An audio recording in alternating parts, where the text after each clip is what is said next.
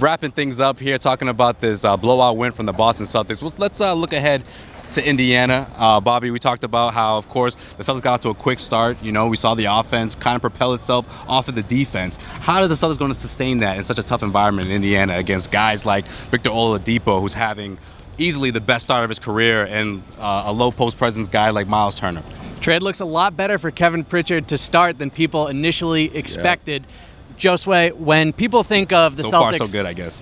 Absolutely. He can't complain with the return he's gotten and how they've performed on the court. But Josue, when people think of getting off to a fast start, they tend to think of playing fast. Well, the way the Celtics got off to a hot start tonight against Orlando was defense and controlling the tempo. They held Orlando to single digits in terms of fast break points and second chance points deep into the second half. That allowed them to get quality looks, mostly from three-point range on offense, and they were in fuego. They couldn't miss from long range, and that allowed them to just continuously extend the lead to the point where at one point they were up by 30 points. Right. Well, Bobby, if the Celtics are able to sustain such a great percentage from the three-point arc, is that something that's sort of troubling to you? Because if the threes aren't falling, are they in trouble here, or are they going to have to rely on someone like Terry Rozier to come off the bench and score over 20 points? So you'd love to see them be more dynamic in their offense, and to a degree they were today, because like you said, shooting this well from three-point range is not something that happens every night.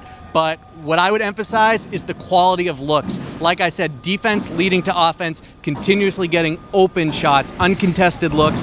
That's the key right there. And so even if they're not shooting above 50% from the three-point line, they should put themselves in a good position to win games and put up the type of offense they need to support one of the best defenses in the NBA. You know, it's going to be interesting to see if the Indiana Pacers are going to take a page out of the Dallas Mavericks playbook and try to do the 2-3 defense that they did in Dallas. I mean, that sort of rattled the Celtics a bit. And down in Dallas, of course, the Celtics did manage to make a comeback and stretch that streak out in the fourth quarter. However, if the Indiana Pacers decide to do that, if Oladipo decides to go Kyrie Irving and drop 30, I mean, we could see a very close ball game where the Celtics could drop another loss. Well, Josue, what happens when you play that type of defense is you take away the Celtics' bread and butter from three-point range, the corners. That's where Jalen and Jason get most of their three-pointers from. That's where they've been eating the most. Right? So at that point, if that's how Indiana goes about things, which is a smart strategy, it becomes the Kyrie Irving show. Those are the games, those are the nights where he needs to put the team on his back offensively,